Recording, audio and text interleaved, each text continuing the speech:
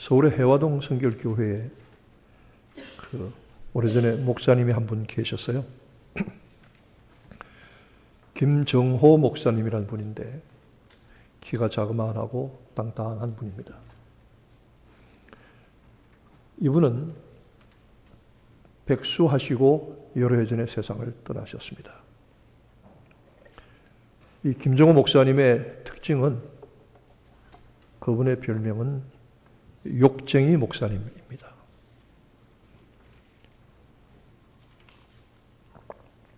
목사님 무슨 욕을 하느냐고.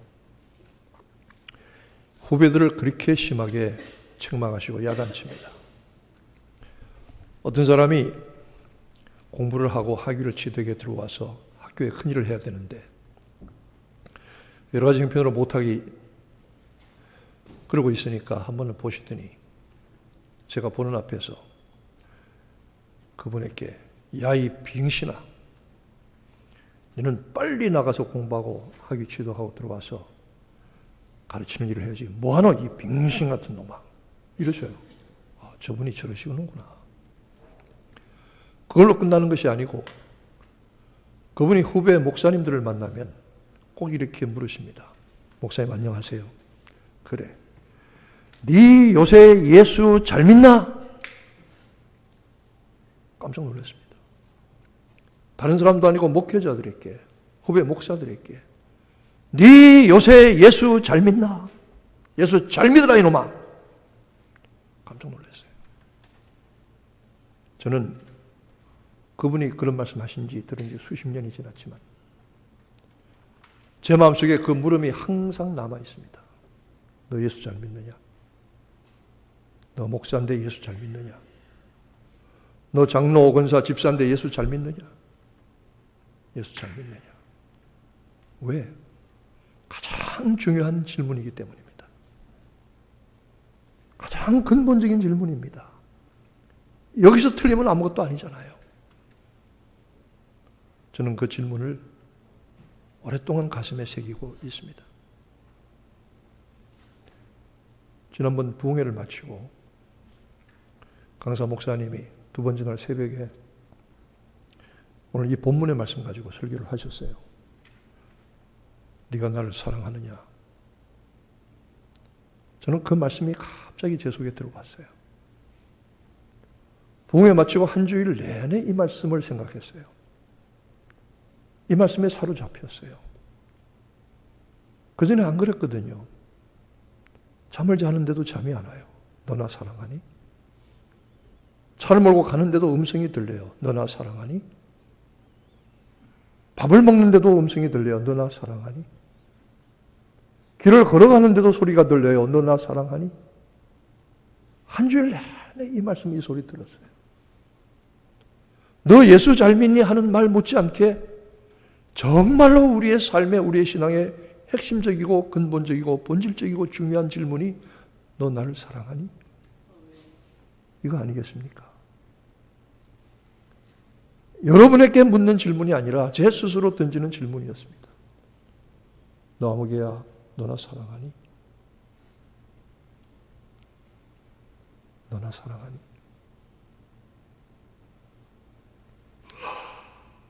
주님이 베드로에게 오늘 본문 말씀대로 이 질문을 3번 하십니다. 이 말씀은 사실 제가 4월 말에도 한번 설교했고 부흥 강사가 오셔서 한번 하셨고 오늘 제가 3번째입니다. 한 강단에서 같은 본문을 가지고 이렇게 짧은 시간에 반복하기 처음입니다. 지난번에는 베드로를 찾아오셔서 그를 회복시키시고 세워주시는 은혜를 말했는데 오늘 이 말씀을 가지고 요한의 아들 시몬아 네가 나를 사랑하느냐 하는 그 사랑에 대한 확인의 질문을 다시 받은 것이죠. 네가 나를 사랑하느냐? 여러분 각자도 각자에게 스스로 이 질문을 하시기 바랍니다. 내가 주님을 정말로 사랑하고 있는가? 이 말씀이 우리의 믿음과 삶을 본질로 돌아가게 하는 은혜가 있을 줄로 압니다. 베드로가 주님을 배신하고 부인한 횟수가 정확하게 3번입니다.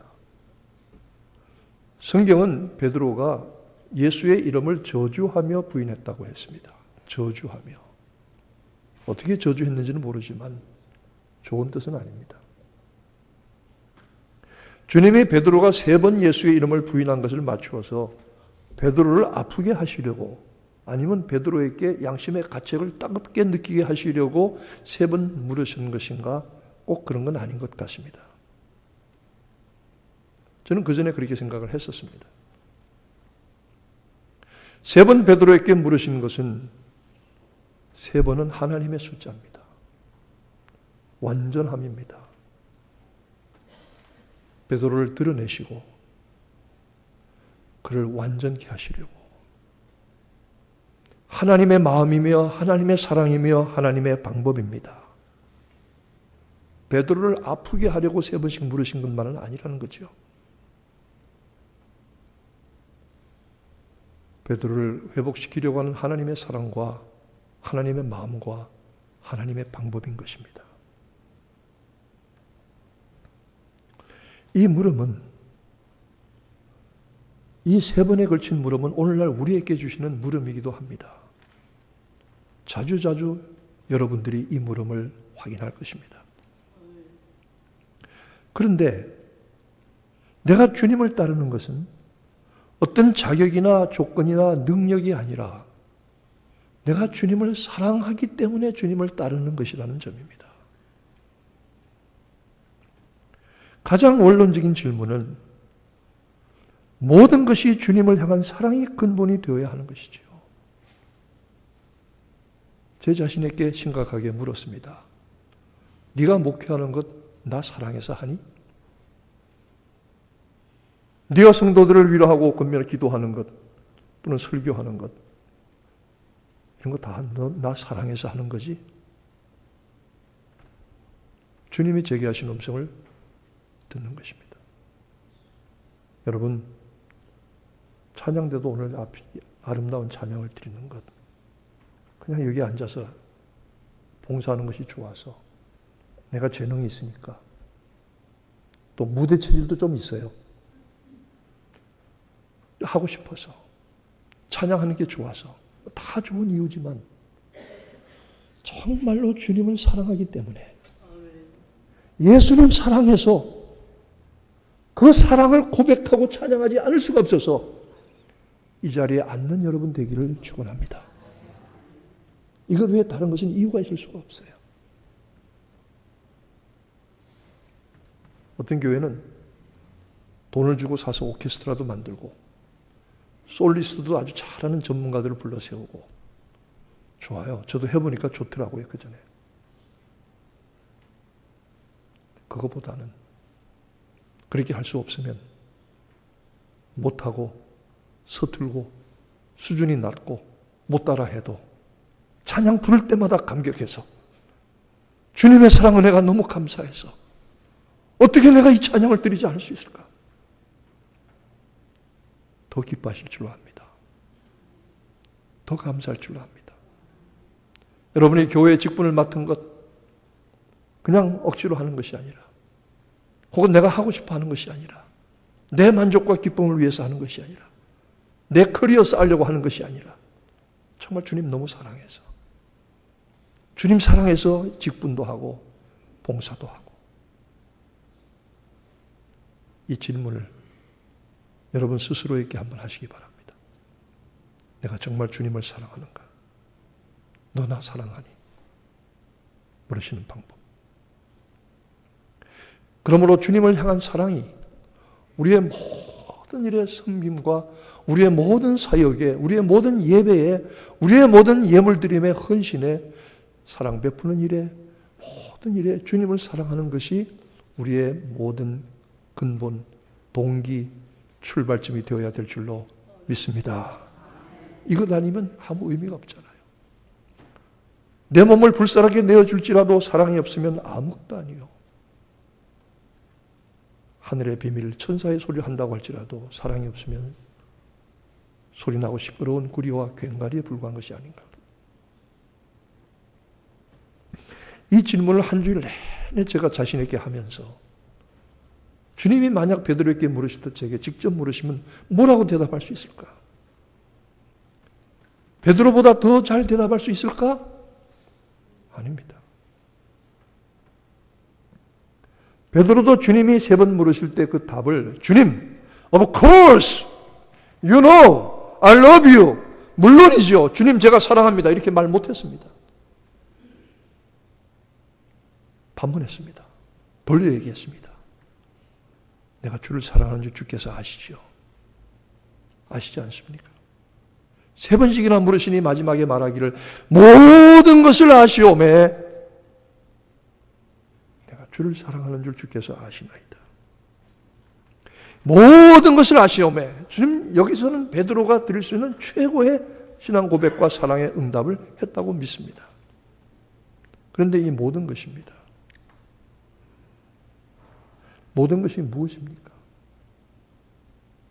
제가 만약 주님 같으면 베드로야 네가 나를 사랑하느냐? 요한네를 시몬아 네가 나를 사랑하느냐? 하고 그를 물으셨을 때에 주님 제가 사랑하는 줄 아시지요? 그러면 너 무슨 답이 그러냐? 사랑하면 하고 아니면 말지. 사랑하는 줄 아시지요? 뭐 이렇게 돌려서 얘기하냐? 분명하게 얘기해라. 아마 제가 그랬을 겁니다. 여러분도 그러셨을 것 같아요. 그런데 주님은 그걸 다시 캐묻지 아니하셨어요. 다시 너 분명히 확실하게 얘기하지 않으시고 거기서 대답을 마감하시고 그냥 말씀만 하시는 거예요. 네 양을 먹여라. 네 양을 쳐라. 네 양을 먹여라. 그 말씀만 하시는 거예요. 사랑의 원어가 뭐고 먹이는 것, 치는 것의 차이가 뭐라고 굳이 해석해서 말하는 분도 있습니다만 그럴 필요는 없는 것 같습니다. 여러분 사실 베드로는 주님을 사랑합니다 하고 이 고백해 놓고서도 그것으로 끝나지 않았습니다. 베드로 그러고도 실수 많이 했습니다. 사도행전에 나오지 않아서 그렇지 베드로 여러 가지 실수와 어려움을 겪었습니다. 갈라디아서에 보면요. 베드로의 실수와 허물을 바울이 아주 신랄하게 책망하는 장면이 나와요. 막 바울이 베드로를 까요 그냥 갈라디아서에. 외식한다고, 잘못했다고. 갈라디아서 읽어보세요. 그런데도 불구하고 주님은 네가 나를 사랑하느냐 아시죠? 하는 그 대답만으로 가지고도 내 양을 먹여라, 내 양을 치라, 내 양을 먹이라 하고 사명을 주셨다는 거예요. 베드로가 비록 주님을 사랑합니다 하고 고백한다고 할지라도 그 속에 남아있는 여러 가지 연약함, 불완전함, 죄성, 시험과 유혹에 넘어질 가능성, 실패의 가능성을 모르고 주님께서 내 양을 먹이라고 맡기신 것이 아니라 그 사랑이 온전한 고백이 되지 못함에도 불구하고 베드로의 실수와 허물의 가능성을 보면서도 주님은 베드로에게 직분을 맡겨주신 것이지요. 저는 여기에 은혜가 있다고 믿습니다. 그러므로 베드로는 이 직분을 받은 후에 부족하지만 넘어지지만 실수하고 실패하지만 주신 사명을 버릴 수가 없어서 끝까지 참고 견뎠던 것입니다. 사랑이 무엇입니까? 사랑은 달콤한 감정입니까? 사랑은 고린도전서 13장 3절에서 7절까지 4절에서 7절까지 바울이 말씀한 대로 사랑은 오래 참고 모든 것을 견디는 것 그 이상도 그 이하도 아닙니다. 주님이 우리를 참으시고 견뎌주셨던 것 마찬가지로 베드로 같은 인생도 참으시고 견뎌주셨던 것 마찬가지로 베드로는 그 직분을 받아서 끝까지 다 하기까지 넘어지고 실패하고 울면서 좌절하면서도 이건 내가 놓을 수가 없습니다. 내가 죽을 때까지 이 사명 감당하겠습니다 하고 앞으로 갔던 것입니다. 그것이 사랑입니다. 그것이 사랑입니다. 그것이 베드로의 유일한 사랑의 표현입니다. 말이 아닙니다. 여러분, 여러분의 믿음의 생활을 예수 믿는다고 그 때문에 당하는 어려움과 문제가 있다고 할지라도 신앙생활하다가 여러 가지 낙심과 권태와 좌절이 온다고 할지라도 또는 죄와 시험이 마귀가 여러분을 유혹하여 넘어지게 한다고 할지라도 설사 넘어졌다고 할지라도 다시 여러분이 받은 그 부름에 붙드시고 여러분이 받은 그 부름을 붙들고 여러분이 가야 할 목표를 향해서 여러분의 직분과 여러분의 사명을 가지고 앞으로 계속해서 가시기를 축원합니다. 이게 사랑입니다. 이게 사랑. 이게 사랑이라고요.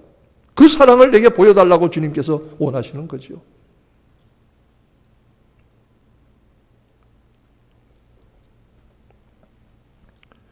사랑이 무엇입니까? 주님이 자신에게 양을 먹여라 철야하고 사명을 주실 때에 베드로는 옆에 있는 다른 제자를 가리켰어요.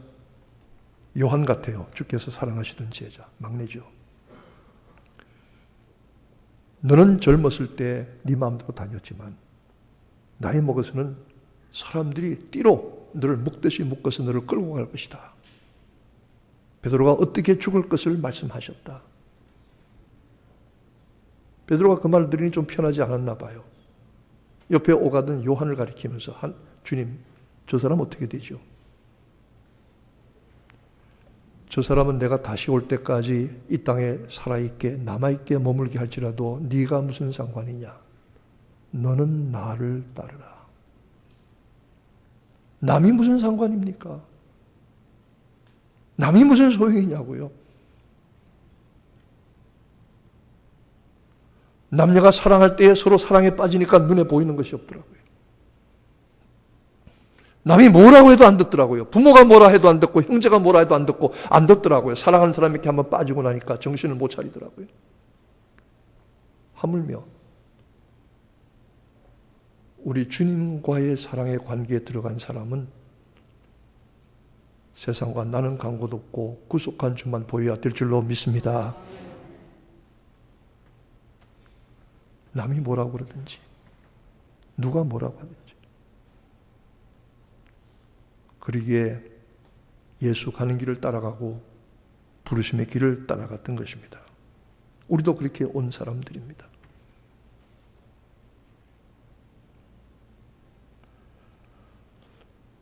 사랑하면은 주님을 사랑하는 이 척도가 있어요. 내가 주님을 사랑하는지 아닌지에 대한 확인할 수 있는 기준이 있더라고요. 혹시 여러분이 정말 주님을 사랑하는지 아니하는지를 이 기준으로 한번 테스트해 보세요. 자기 테스트를. 매일 아침 저울 올라가서 몇 파운드나 나가는지 들여다보시는 것도 중요하지만 내가 정말 주님을 사랑하나 하는 그걸 평가할 수 있는 기준이 있어요. 주님을 정말로 사랑하면요.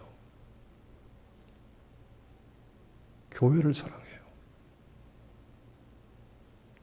교회를 사랑해요. 교회가 어떤 교회든지 그렇게 중요하지 않아요. 그 교회 자체를 사랑해요. 제가 한국에서 시골 가다가 조그만 산골 시골 동네에 가봅니다. 어떤 데는 슬레이트 함석 지붕이 깨져서 비가 새고요. 페인트가 다 벗겨지고 창문에 방충망이 뜯어져 가지고 파리 모기 나방이 톨비도 안 내고 들어왔다 나갔다 해요. 그 시골 교회 가서 가만히 앉았습니다. 그저 할머니 몇 사람들이 지켜요. 목회자 사례도 못 드려요. 시골 교회 가서 가만히 앉아서 기도할 때가 있으면 지나가다가 시골 교회를 볼 때가 있으면 주님, 저 작은 교회도 주님이 피로 값주고 사신 교회지요. 교회 소중합니다. 내가 정말 주님을 사랑한다면 내 교회를 사랑합니다.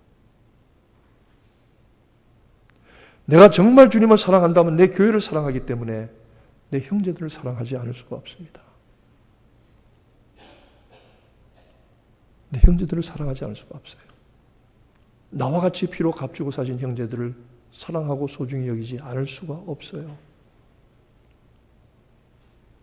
제가 목회하면서 목회자 이렇게 잘하는 사람도 있지만 어렵게 하는 사람도 있잖아요. 제가 한 주일 내내 이 질문을 제기하면서 목회자에게 잘하는 사람이든지 목회자를 어렵게 하는 사람이든지 똑같이 사랑하고 소중히 여기는 것이 네 사명이다. 네 책임이다. 그것이 네가 나를 사랑하는 척도가 된다. 만약 그렇지 않으면 네가 나를 사랑한다고 말할 수 없다. 한 주일 내내 그 생각을 했어요. 하나님을 정말로 주님을 사랑하는 사람은요. 목사를 사랑해요. 목회자를 사랑한다고요. 저를 사랑하고 저한테 잘하라고 하는 얘기가 아니에요. 저한테는 못되게 하더라도 저 다음에 오시는 분들을 사랑하세요. 저한테는 못되게 하더라도 우리 부목사님은 사랑해 주세요. 정말 목회자에게 잘하는 사람들이 있어요. 잘하려고 하는 마음을 가진 사람들이 있어요. 그리고 목회자의 허물과 연약함을 감추어주고 덮어주고 덮는 사람들이 있어요. 왜? 주님을 사랑하니까.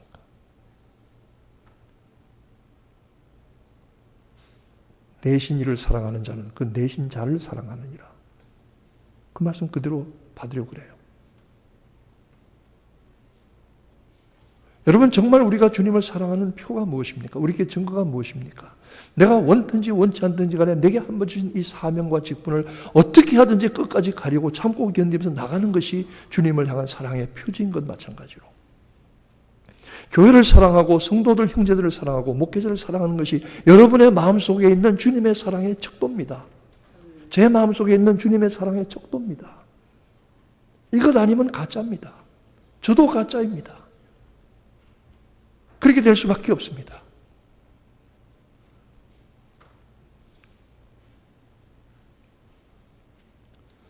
은혜를 받은 신자는 오직 주님만 향하게 되어 있습니다. 사랑을 입은 성도의 마음은 오직 주님만을 사랑하고 바라보게 되어 있습니다. 여러분, 믿는 것도 사랑하는 것도 자기 의지는 아니더라고요. 하게 하시는 거더라고요. 제가 요새 무슨 통계를 보니까 담배를 피우다가 자기 의지로 스스로 끊는 사람이 담배 인구의 3% 정도밖에 안 된대요. 3%. 그러니까 보통 대단한 사람이 아니라는 거예요. 자기 의지로 스스로 담배를 끊을 수 있는 사람. 그러니까 이 3%, 100명 중에 3명. 그러니까 이 담배가 얼마나 지독한 중독성을 가졌느냐는 것을 알 수가 있죠. 97명이 벗어나지 못하는 거예요. 자기 힘으로는. 근데 여러분, 축하해 주세요. 제가 그 3% 안에 들었던 사람입니다. 무서워요? 7년 동안 담배를 피웠어요. 군대 가기 전후에. 군대 갔다 와서 끊었어요. 저는 그래서 스스로 생각하기를, 야, 내가 대단한 사람이다. 담배를 자기 의지로 끊을 수 있는 3% 안에 들어가는 대단한 사람이다. 저는 스스로 그렇게 자랑스럽게 생각했어요. 그런데 며칠 전에 네가 나를 사랑하냐 이 음성을 들으면서 생각이 싹 바뀌었어요. 뭐가 바뀌었느냐 하면, 내가 끊게 해주었다. 내가 끊게 해주었다. 정말 회개하고 거듭나고 나니까요, 울면서 불면서 밤을 새워서 통곡하면서 가슴을 찢고 뒹굴면서 옷을 찢고 하나님 앞에 부르짖어 회개하고 나니까 그 다음에 새로운 세계가 찾아오는데, 그 전에 그렇게 구수하던 담배 냄새가 썩은 냄새로, 역교에서 토하지 않으면 견딜 수 없는 더러운 냄새로 변해버리더라고요. 저는 그게 제가 한 줄로 알고 있었는데 가만히 생각해 보니까 내가 너를 도왔다. 적어도 저는 그 3% 안에 안 들어가는 사람이 되어버리고 말았습니다.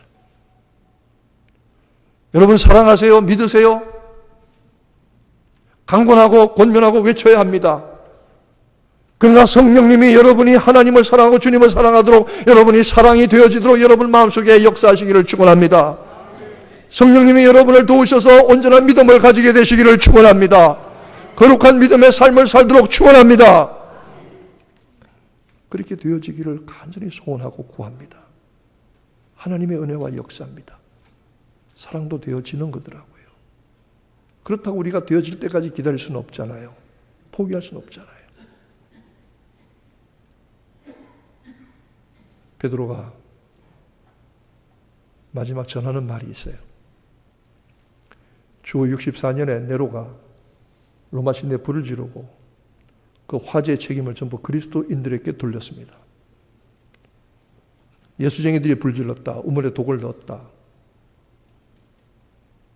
기독교인들을 잡아다가 죽이고 맹수에 밥으로 던지고 십자가에 매달아서 콜타르, 아스팔트를 몸에다가 발라서 불태워서 인간 횃불을 만들었습니다. 끔찍하게 박해했습니다.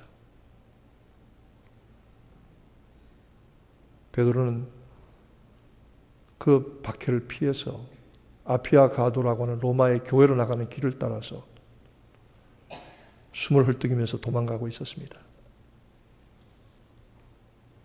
그때 주님이 나타나셨다죠. 베드로가 놀라서 물었답니다. Quo vadis Domine? Quo vadis Domine? 주여 어디로 가십니까? 주님이 대답하시더래요. 네가 버리고 가는 십자가를 내가 지려고 나는 로마로 간다. 베드로가 그 자리에서 꿇어앉아서 주님 죄송합니다. 주님 사랑하는 것 아시지 않냐고 말씀했는데 또 이렇게 됐네요. 내가 가겠습니다.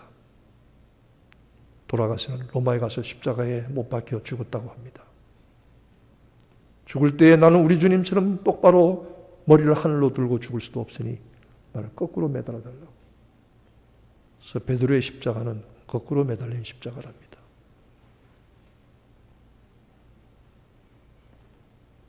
베드로는 끝까지 실수하면서 넘어지면서 도망가면서도 되돌아와서 주님을 향한 사랑을 보여드렸던 것입니다. 여러분이 주님을 섬기는 일에 참고 견딤으로 주님을 향한 사랑 삼으시기를 축원합니다. 여러분이 교회를 끔찍하게 사랑하고 형제들을 뜨겁게 사랑하고 목회자를 귀하게 여기는 사랑을 통해서 성도들을 귀하게 여기는 사랑을 통해서 주님이 내게 주신 그 사랑을 확인하는 저와 여러분 다 되기를 소원합니다. 기도하겠습니다.